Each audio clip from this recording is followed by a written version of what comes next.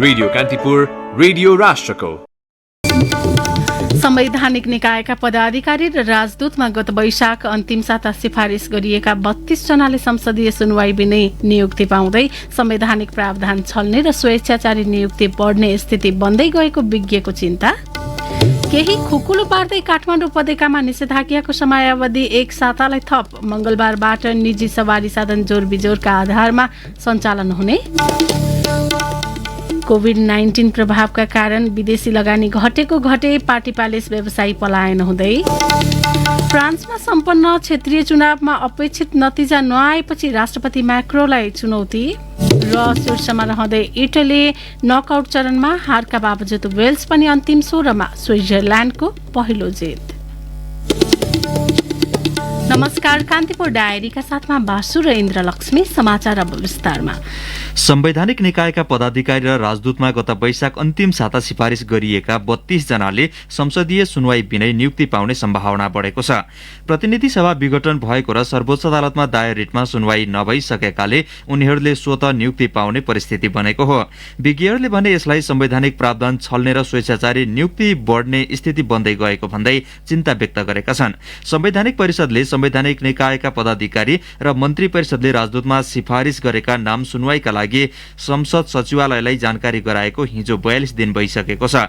संविधानमा सिफारिस गरिएका व्यक्तिले 45 दिनभित्र सुनवाई गरिसक्नुपर्ने प्रावधान छ। यसअघि गत मङ्सिरमा सिफारिस गरिएका संवैधानिक निकायका 32 पदाधिकारीलाई प्रतिनिधि सभा नरहेकाले संसदीय सुनवाई बिना 45 दिनपछि नियुक्त गरिएको थियो। त्यति बेलाको नियुक्ति संविधान विपरीत रहेको भन्दै बदरको मागसहित सर्वोच्च अदालतमा परेको रिटलाई प्रारम्भिक सुनवाई गरेर हेर्दैमा राखिएको छ। रिट दायरकर्ता मध्येका अधिवक्ता ओमप्रकाश अर्यालका अनुसार तत्काल रिटमाथि सुनवाई हुने सम्भावना देखिएको छैन। प्रधान न्यायाधीश चोलेन्द्र शमशेर राणा आफै सहभागी भएको परिषदको बैठकबाट सिफारिस गरिएकाले मुद्दामा स्वार्थ बाजिएको धारणा अर्यालको छ। उहाँले भन्नुभयो, संवैधानिक परिषद सम्बन्धी अध्यादेश र यससँग सम्बन्धित मुद्दा 6 महिनादेखि विचाराधीन छन्। सिफारिसको विषय प्रधान न्यायाधीश राणासँग पनि जोडिएको र नियुक्तिमा स्वार्थ बाजिएकाले पेशी तोकेर मुद्दाको निर्णय हुन नसकेको हो। अर्याल लगायतले गत पुसमा र पछिल्लो पटक परिषदले वैशाखमा गरेको सिफारिसपछि त्यस विरुद्ध रिट दायर भएका थिए। संघीय संसदको संयुक्त बैठक र संयुक्त समिति कार्य सञ्चालन नियमावली 2075 मा उल्लेखित प्रावधानमा टेकेर सरकारले नियुक्ति प्रक्रिया अघि बढाउने गरेको भनाई कानूनविदहरूको छ। नियमावलीमा भएको व्यवस्थालाई गलत ढंगले प्रयोग गरिएको उनीहरू बताउँछन्। नियमावलीको परिच्छेद 5 को नियम 26 मा सुनवाई सम्बन्धी कार्यविधिमा समितिले सम्बन्धित निकायले जानकारी दिएको 45 दिनमा प्रक्रिया टुंग्याउनु पर्ने उल्लेख छ। उपनियम 2 मा भनिएको छ, सम्बन्धित निकायबाट पत्र प्राप्त भएको मितिले 45 दिनभित्र सुनवाई गरी प्रस्तावित पदका लागि समितिले राय तयार गरी सम्बन्धित निकायमा पठाउनु पर्नेछ। सो समयभित्र समितिले सम्बन्धित निकायमा आफ्नो निर्णय उपलब्ध गराउन नसके सुनवाईका लागि पठाएको पदमा नियुक्तिका लागि कुनै बाधा नपुग्ने उल्लेख छ।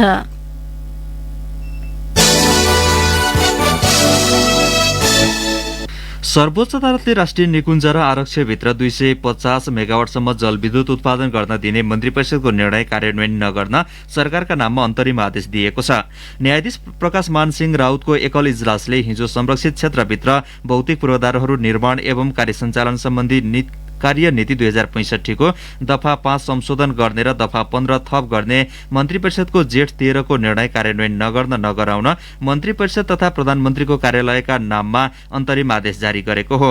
निकुञ्ज र आरक्षभित्र ठूला जलविद्युत आयोजना सञ्चालन गर्न दिने गरी भएको निर्णयले प्राकृतिक पर्यावरण नाश गरी कुनै अमुक निजी व्यवसायिक कम्पनीलाई फाइदा पुर्याउने र कार्यनीति संशोधन गर्ने निर्णय बनियत र कपटपूर्ण भएको दावी गर्दै मन्त्री परिषदको सो निर्णय खारेजीको माग गर्दै अधिवक्ताद्वय विज्ञान सिंह बिष्ट र वसन्त जोशीले असार 3 गते सर्वोच्चमा रिट दायर गरेका थिए। सर्वोच्चले निकुञ्ज आरक्षको कोर एरियामा त्यसरी विद्युत उत्पादन गर्न दिँदा मुलुकको प्रकृति र गौरवसँग जोडिने राष्ट्रिय निकुञ्ज तथा वन्यजन्तुहरूको संरक्षणको संवेदनशीलतालाई असर पर्ने ठहर गरिएको छ। आदेशमा भनिएको छ, कसैको निहित स्वार्थ वा आर्थिक स्वार्थका निम्ति प्राकृतिक मूल्य मान्यता भत्काउने कुरा स्वीकार्य हुन सक्दैन। प्रकृतिको पहिचान र अस्तित्वसँग जोडिएर रहेका हावा, पानी, वन, जंगल र जैविक विविधता जस्ता विषय कुनै एक पुस्ताका लागि बनेका होइनन्। तिनको कुनै पनि बहानामा क्षयीकरण गर्न दिनु हुँदैन। विकासका नाममा प्रकृति तथा यसका अवयवका आधारभूत स्वरूप वा मान्यता समाप्त गर्ने छुट कसैलाई पनि नहुने र प्रकृतिले दिएका उपहारको मूल्यसँग विकासको क्रियाकलापले दिने लाभको तुलना हुन नसक्ने आदेशमा उल्लेख गरिएको छ। कान्तिपुर डायरीमा अब कान्तिपुर सविस्तार। कान्तिपुर सविस्तार। केही खुकुलो पार्दै काठमाडौँ उपत्यकामा निषेधाज्ञाको समयावधि 1 साताका लागि लम्ब्याइएको छ। उपत्यकामा मंगलबारबाट निजी सवारी साधन जोर बेजोर प्रणालीका आधारमा सञ्चालन हुने भएको छ। सबैभन्दा बढी संक्रमण दर र जनघनत्व रहेको उपत्यकामा संक्रमण फैलने दर अहिले केही सुस्त भए पनि प्रतिबन्धहरू खुला हुँदा पुनः महामारीको लहर फैलने सम्भावनाका बीच बजार क्रमशः खोल्दै जाने निष्कर्षमा सरकार पुगेको हो। यद्यपि यसबाट हुने सहजतासँगै चुनौती पनि थपिने देखिन्छ। काठमाडौँ, भक्तपुर र ललितपुरमा मात्रै हालसम्म कुल 2,59,000 बढीमा संक्रमण पुष्टि भएको छ। मुलुकभर यो संक्रमणको कुल संख्या 8 लाख बढी छ। काठमाडौँ उपत्यकामै निषेधाज्ञाका कारण संक्रमण दरमा पनि कमी आइरहेको छ, जसका कारण आइतबार बसेको 3वटै जिल्लाका सीडीओहरूको बैठकले केही खुकुलो नीति अवलम्बन गरेको निर्णय गरेका छन्। निजी सवारीका साधनलाई जोरबिजोर चलाउनुका साथै बजार पसल सबै साताको निश्चित बारका आधारमा खोल्न पाइने निर्णय गरिएको छ। भक्तपुरका प्रमुख जिल्लाधिकारी प्रेम प्रसाद भट्टराई अब निषेधाज्ञा आषाढ 7 गते रातिदेखि लागू गर्छौं। त्यसमा पसलहरूलाई बार तोकिएको छ। अब सबै पसलहरू खुल्नेछन्। आइतबार, मंगलबार, बिहिबार सुन चाँदी, भाँडा, भान्सा, अन्य विद्युतीय घरायसी सामग्री, अटोमोबाइल पार्ट पसल, इलेक्ट्रोनिक पसल, मोबाइल तथा कम्प्युटर पसल। सोमबार, बुधबार र शुक्रबार डिपार्टमेन्ट स्टोर, ग्रोसरी बाहेक अन्य शपिङ मल, खेलकुद सामग्री पसल, भाडा, कपडा, जुत्ता, fancy, cosmetic, sari, gift item, tailoring, खाद्यान्न तथा दूध दन्य पदार्थहरू साबिक नै पुस्तक पसल समेत 11 बजेसम्म हरेक दिन। निर्माण सामग्रीको पसल 11 बजेदेखि 6 बजेसम्म हरेक दिन। यसलाई शनिबार पनि लाग्दैन। अब सवारी साधनहरू जोर कि बिजोर, जोर गते जोर गाडी, बिजोर गते बिजोर नम्बर। अब अहिले गरिएका मुख्य प्रावधानहरू के हो? गृह मन्त्रालयको निर्देशन बमोजिम मुलुकभर निषेधाज्ञा केही खुकुलो बनाइने भएको छ, तर सभा सम्मेलन, मनोरञ्जनका कार्यक्रम, सार्वजनिक सवारीका साधनको प्रयोग तत्कालका लागि खुल्ने छैनन्। आर्थिक क्षेत्रलाई चलायमान बनाइराख्ने सरकारी योजना सकारात्मक रहेको छ। आर्थिक वर्षको अन्त्यमा कर तथा ऋणको भारी बोकेका व्यवसायीको अवस्था निकै कमजोर रहेको उद्योग वाणिज्य संघकी निवर्तमान अध्यक्ष भवानी राणाको भनाइ छ। स्वास्थ्यको मापदण्ड अपनाएर चाहिँ हामीले यसलाई बिस्तारै खोल्नुपर्छ जस्तो लाग्छ। यो भयावह स्थितिमा जान सक्छ भन्ने पनि एक किसिमको चाहिँ हामीलाई डर पनि रहेकोले गर्दाखेरि चाहिँ एकदमै एक्सपर्टहरूलाई हेरेर र मापदण्डहरू पालन गर्ने गरिकन बिस्तारै खुकुलो गर्नुपर्छ भन्ने भनाइ हो कि हाम्रो चाहिँ। कर भनेको चाहिँ हाम्रो जुन यो अहिलेको चाहिँ कोरोनाको कारणले गर्दाखेरि, सेकेन्ड वेभको कारणले गर्दा जुन इकोनोमी चाहिँ एकदमै ऋणात्मकमै गइसक्यो भनौँ न, त्यस्तो अवस्थामा चाहिँ कर तिर्न नसक्ने ब्याङ्कका थुप्रै इस्युजहरू पनि आएको छ होइन। 10% भन्दा कम संक्रमण भए मात्रै लकडाउन खोल्नुपर्ने WHO को नीति छ। नेपालमा अहिले 33% संक्रमण दर रहेकाले क्रमशः खोल्दै जानु सामान्य जीवनमा फर्कन मद्दत पुग्ने पूर्व स्वास्थ्य सचिव डाक्टर किरण रेग्मीको भनाइ छ। यद्यपि केही खुकुलो हुँदैमा संक्रमण पुरै हटिसकेको जस्तो गरेर सर्वसाधारण अनुशासित नभए फेरि भयावह अवस्था निम्तिने खतरा उत्तिकै छ। रोग वा भोकमा चुन्नु पर्दा सामान्य जीवनयापनतर्फ समाजलाई फर्काउनु सरकारको दायित्व भए पनि रोगबाट बच्न व्यक्तिगत स्तरमा स्वास्थ्य सतर्कता अपनाउनु पर्नेमा डाक्टर रेग्मीले जोड दिइन्। क्रमशः खुकुले पार्ने भन्ने कुरा कस्तो छ भने हामीले विगतमा नि देख्यौँ। हामी त्यसको लागि अब एकदमै अनुशासित हुन नसकेको हो कि एकदमै त्यो बन्द हुँदा बन्द भएको जनावरहरूलाई एकैचोटि छोड्दाखेरि छताछुल्ला भाग्छन् नि। त्यस्तै गरेर मानिसहरू पनि अब सबै गयो अब खोल्यो भन्ने त्यस्तो किसिमले गर्ने गरेको हुनाले अब खुकुलो गर्ने मोडालिटी अब कुन हो त, कसरी खुकुलो गर्ने त भन्ने दुवैतिर कम क्षति हुनु पर्यो। एउटा मर्ने क्षति पनि कम हुनु पर्यो, अर्को संक्रमणले हुने पनि। अब मंगलबारदेखि खुल्ने पसलहरूमा निजी सवारी साधन चढेर पुग्ने हरेक व्यक्तिले स्वास्थ्य सतर्कता नअपनाए फेरि घरमा वा अस्पतालमा थुनिनु पर्ने अवस्था नआउला भन्न सकिन्न। त्यसैले अनुशासित भए मात्रै संक्रमण नियन्त्रणसँगै हामी सुरक्षित हुन सक्नेछौं। निसासिएको जनजीवन सहज पार्न खुकुलो बनाइएको निषेधाज्ञालाई स्वास्थ्य सम्बन्धी सावधानी अपनाएर चाँडै पूर्ण रूपमा खुकुलो पार्ने वा बेपरवाह भएर थप कडा लकडाउन खेप्ने भन्ने अब नागरिकको दैनिकी र व्यवहारमा भर पर्छ। रेडियो कान्तिपुरका लागि दिवा भट्टराई। कान्तिपुर सविस्तार। कान्तिपुर डायरीमा अब ब्रेकको पालो। कान्तिपुर डायरीमा अब बाँकी प्रसङ्ग। कांग्रेसको आसन्न 14औं महाधिवेशनमा नेतृत्व दोहोर्याउने घोषणासहित तयारीमा जुटेका सभापति शेरबहादुर देउवालाई चुनौती दिन उहाँकै समूहबाट नेता गोपालमान श्रेष्ठ पनि अघि बढ्नु भएको छ। पटक पटक प्रधानमन्त्री र पार्टी सभापतिमा परीक्षण भइसकेका देउवाले काँध फेर्ने बेला आएको भन्दै श्रेष्ठले संस्थापन पक्षमा देउवा पछिको उत्तराधिकारी आफू भएको दावी गर्नु भएको छ। सभापतिमा देउवाले आफूलाई अघि बढाउनु पर्ने उहाँले बताउनु भएको छ। उपसभापति विमलेन्द्र निधिले शनिबार देउवालाई प्रधानमन्त्री भएर आफूलाई सहयोग गर्न आग्रह गर्नु भएको थियो। पार्टी विभाजित भई देउवा नेतृत्वमा कंग्रेस प्रजातान्त्रिक गठन भएपछि श्रेष्ठले लामो समय कार्यवाहक सभापति भएर काम गर्नु भएको थियो। 13औं महाधिवेशनमा आफ्नो समूहलाई एक गढ बनाएका देउवाका लागि 14औं महाधिवेशन सहज छैन। त्यही बुझेर बागमती र गण्डकी प्रदेशका केन्द्रीय सदस्यहरूसँगको छलफलमा अधिकांशले देउवालाई आफ्नै समूहलाई एक गढ बनाउन सुझाएका छन्। एक गढ बनाउन नसके संस्थापन पक्षमा पहिरो जान सक्ने विश्लेषण उनीहरूको छ। निर्वाचन आयोग जनता समाजवादी पार्टीमा देखिएको आधिकारिकता सम्बन्धी विवादको निरूपण प्रक्रियामा प्रवेश गरेको छ। आयोगले हिजो जसपाका अध्यक्ष महन्त ठाकुरलाई लिखित जवाफ पेश गर्न 15 दिन समय दिएको छ। जसपाका अर्का अध्यक्ष उपेन्द्र यादवले शुक्रबार दलको आधिकारिकताको माग दावी गर्दै आयोगमा निवेदन दिनुभएको थियो। माग दावी आइसकेपछि आयोगले अर्को पक्षसँग माग दावी गर्दा पेश भएका कागजात तथा प्रमाणको प्रतिलिपि पठाएर लिखित जवाफ माग्नुपर्ने कानूनी प्रावधान छ। संघीय सरकारले शान्ति सुरक्षा, मनसुनजन्य विपद व्यवस्थापन र कोभिड संक्रमण रोकथाम तथा नियन्त्रणलाई प्राथमिकतामा राखेर काम गर्न प्रदेश सरकारहरूलाई आग्रह गरेको छ। गृहमन्त्री खगराज अधिकारीले गण्डकी बाहेकका 6वटै प्रदेशका आन्तरिक मामिला तथा कानून मन्त्रीहरूलाई काठमाडौँ बोलाएर सहकारी समन्वय र सामूहिक पहलबाट चुनौतीको सामना गर्न आग्रह गर्नुभएको हो।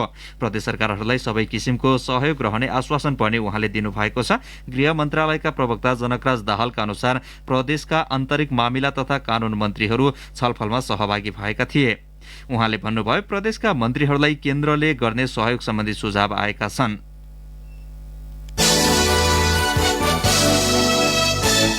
नेपाल भित्रिने प्रत्यक्ष विदेशी लगानी एफडीआई घट्ने क्रम गत वैशाखमा पनि जारी रह्यो। जस अनुसार गत वैशाखसम्ममा 14 अर्ब 8 करोड रुपियाँ एफडीआई मुलुक भित्रिएको छ। अघिल्लो वर्षको 10 महिनाको तुलनामा चालू आर्थिक वर्षको सोही अवधिमा नेपाल भित्रिएको विदेशी लगानी 19.2% यो कम हो। 2077 वैशाखसम्म 17 अर्ब 42 करोड रुपियाँ विदेशी लगानी नेपाल भित्रिएको थियो। विदेशी लगानीको घट्दो प्रवृत्तिलाई विश्लेषकहरूले कोभिड-19 को प्रभावसँग जोडेर हेरेका छन्। 8 वर्षसम्म पार्टी प्यालेस चलाए। व्यवसाय राम्रै चलेपछि परिवार पाल्न मात्रै होइन, केही आम्दानी पनि भएको थियो। 8 जनालाई रोजगारी पनि मिलेको थियो। तर अघिल्लो वर्ष कोभिड-19 का कारण लकडाउन भएसँगै व्यवसाय ठप्प बन्यो। काभ्रे बनेपा स्थित भीमसेन मार्गका शोक सुधार भइला अवस्था सहज होला र व्यवसायलाई पहिलेकै अवस्थामा फर्काउला भन्दै बाटो हेरिरहे। अवस्था केही सामान्य पनि भयो, तर पार्टी प्यालेस सञ्चालन गर्न दिने निर्णय सरकारले गरेन। समस्या उनको मात्र होइन, ललितपुर थसीखेलमा दशकदेखि पार्टी प्यालेस चलाउँदै आएका बच्चु ढुङ्गाना पनि निराश छन्। परिवार पाल्ने आधार यही थियो, अहिले व्यवसाय बन्द गरेर बस्नु परेको उनले गुनासो गरेका छन्। नेपाल राष्ट्रिय पार्टी प्यालेस तथा क्याटरिङ व्यवसायी महासंघका उपाध्यक्ष एवं प्रवक्ता कृष्णप्रसाद पाण्डेले लामो लकडाउन र निषेधाज्ञाले व्यवसाय तहस नहस भएको बताउनु भयो। उहाँले भन्नुभयो, सरकारले लुज गर्दै जाने भनेको छ। हाम्रा हजारौं मजदुर रोजगारविहीन छन्। उनीहरूले न अहिले सम्बोधन गर्न सकिएको छ, न राज्यले नै, जसको अवस्था नाजुक छ। पार्टी प्यालेस व्यवसायलाई सरकारले उपेक्षा गरेको उहाँको आरोप छ। पछिल्लो समय रक्तदाताको अभाव देखिएको छ। नेपाल रेडक्रस सोसाइटी केन्द्रीय रक्त संचार सेवा केन्द्रका अनुसार पोजिटिभ र नेगेटिभ गरी रगत 8 थरीका हुन्छन्। मुलुकमा ए, ओ र बी समूहका 90% र एबी समूहका 10% रक्तदाता छन्। केन्द्रसम्म आउने एबी समूह भएका मध्ये 3% मा मात्र नेगेटिभ समूहको रगत हुने निर्देशक देवीराज पौड्यालको भनाइ छ। उहाँले भन्नुभयो, अहिले पनि डोनर कार्ड दिने व्यवस्था छ, तर कार्ड सिस्टम मुलुकभर लागू गर्न सक्ने सम्भावना कम भएकाले हटाइएको छ। पछिल्लो समय निषेधाज्ञा, मनसुन लगायतका कारण पनि रक्तदान शिविर कम आयोजना भएकाले डोनरहरूको कमी भएको उहाँ बताउनुहुन्छ।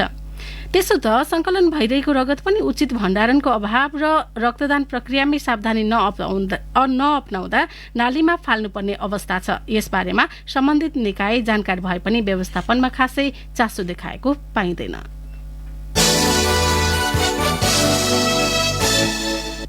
मकवानपुरको ग्रामीण भेगका सामुदायिक विद्यालयमा पठन पाठनको गुणस्तरमा सुधार आएपछि संस्थागत बोर्डिङ विद्यालयहरू क्रमशः बन्द हुन थालेका छन्।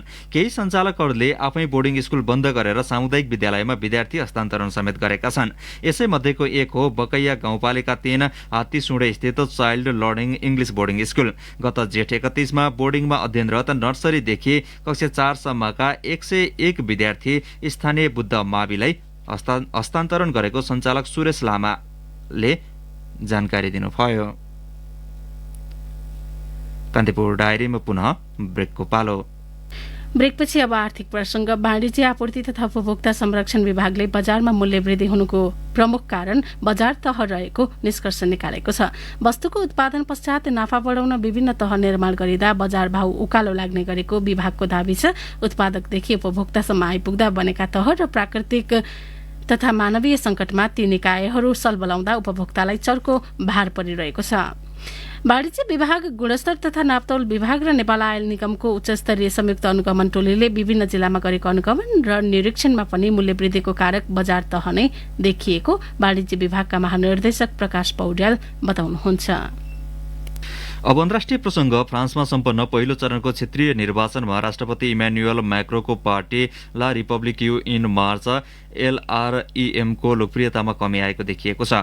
प्रतिस्पर्धी अन्य पार्टीका तुलनामा सबैभन्दा कम 11.2% मत मात्र प्राप्त भएसँगै LREM लाई यही जुन 27मा हुने दोस्रो चरणको तथा आगामी अप्रिलमा हुने केन्द्रीय निर्वाचनमा चुनौती खडा भएको बीबीसीले जनाएको छ।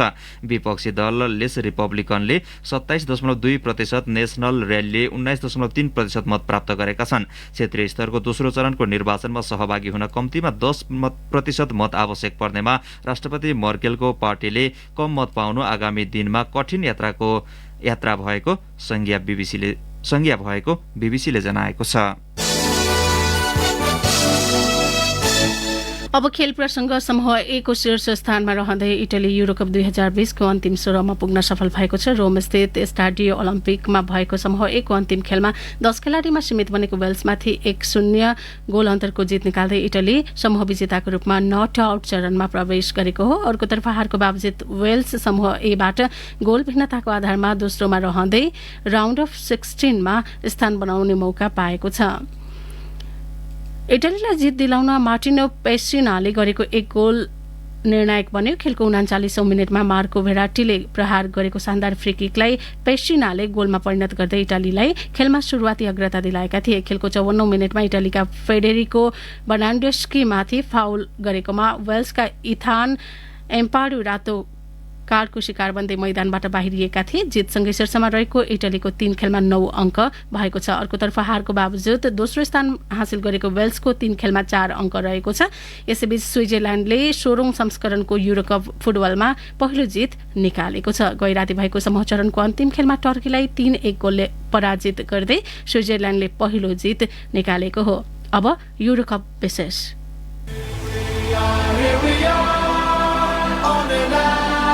यूरोकप 2020 विशेष। यूरोकपको 11औं दिन समूह बी र सी बाट अन्तिम 16मा स्थान बनाउने दुई टोलीको छिनोफानो हुँदैछ। समूह बी बाट बेल्जियम र सी बाट नेदरल्यान्ड्स अघिल्लो चरण प्रवेश गरिसकेका छन्। नर्थ मेसिडोनिया भने युरोकपबाट बाहिरिसकेको छ। समूह सीमा प्री क्वार्टर फाइनल पुगिसकेको नेदरल्यान्ड्स र प्रतियोगिताबाट बाहिरिसकेको नर्थ मेसिडोनिया बीचको खेलको खासै ठूलो अर्थ र प्रभाव छैन। UEFA नेसन्स लिगको घुमाउरो बाटो हुँदै युरोमा छनौट भएको मेसिडोनियाको यात्रा गोल रहित टुङ्गिने धेरैको अनुमान थियो, तर युक्रेन विरुद्ध 1 गोल गरेको उसलाई जित सरहको आनन्द मिलेको छ। यस्तोमा स्टेफान पिरोप्स्की र बोबान निकोलोभको प्रदर्शनमा मेसिडोनियाले समूहको अन्तिम खेललाई यादगार बनाउन बनाउन चाहन्छ। डच टोलीमा पनि आज महत्त्वपूर्ण परिवर्तन हुन सक्छन्। अघिल्लो चरण प्रवेश गरिसकेको फाइदामा रहँदा प्रशिक्षक फ्र्याङ्क डी बोयरले नाथन एकीलाई आज मौका दिन सक्छन्। मार्टिन डी रुनले अघिल्लो खेलमा पहेँलो कार्ड खाएकाले आज उनलाई रेस्ट दिने सम्भावना बढी छ। तर सन् 2012 मा जर्मनीले समूह चरणका सबै 3 खेल जितेर बनाएको कीर्तिमान बनाउन पनि डच टोली लालायित छ। समूह सीमै भिड्दा युक्रेन र अस्ट्रिया दुवै जितका लागि आतुर रहनेछन्, तर बराबरीले दुवै टोलीको अघिल्लो चरण प्रवेशको सम्भावना कायम राख्नेछ। युक्रेन आन्द्रेई यार्मलेन्को र रोमन एरमचुकको प्रदर्शनबाट हौसिएको छ। डच टोलीसँग पराजित भए पनि मेसिडोनियालाई हराएको आन्द्रेई सेप्चेन्कोको टोलीले अस्ट्रिया भन्दा 1 गोल बढी गरेकाले बराबरी हुँदा पनि ऊ समूहको उपविजेता बन्ने निश्चित छ। 4 अङ्क हुँदा अस्ट्रिया पनि उत्कृष्ट तेस्रोको दावेदार हुन सक्छ, तर प्रशिक्षक फ्रान्को फोडा जित्ने टोलीको लक्ष्य हुने बताउँछन्। युक्रेन अलेक्जेन्डर जुबको बिना मैदान ओर्लनेछ।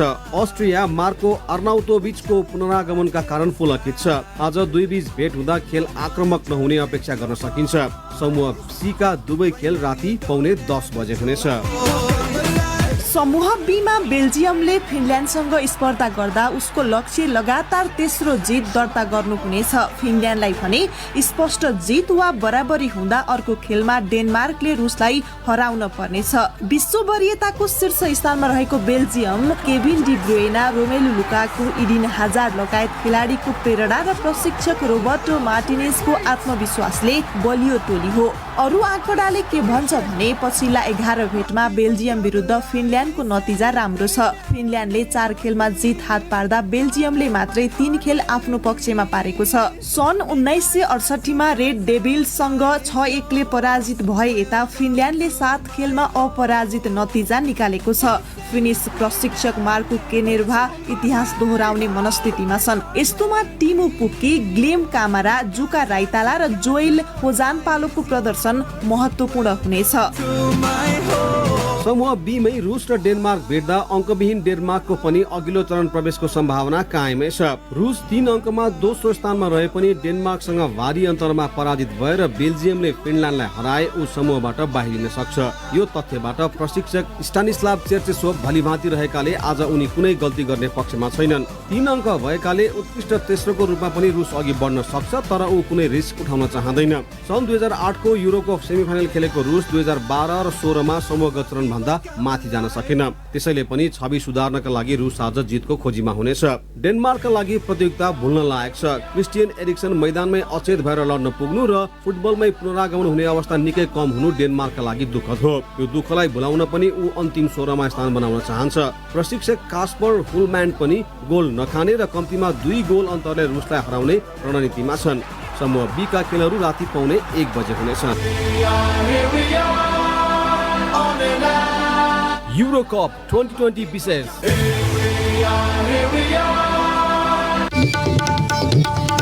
अब मौसम सम्बन्धी जानकारी। काठमाडौँ उपत्यका सहित मुलुकका अधिकांश भूभागमा सामान्यदेखि पूर्ण बदली हुन सक्ने मौसम पूर्वानुमान महाशाखाले जनाएको छ।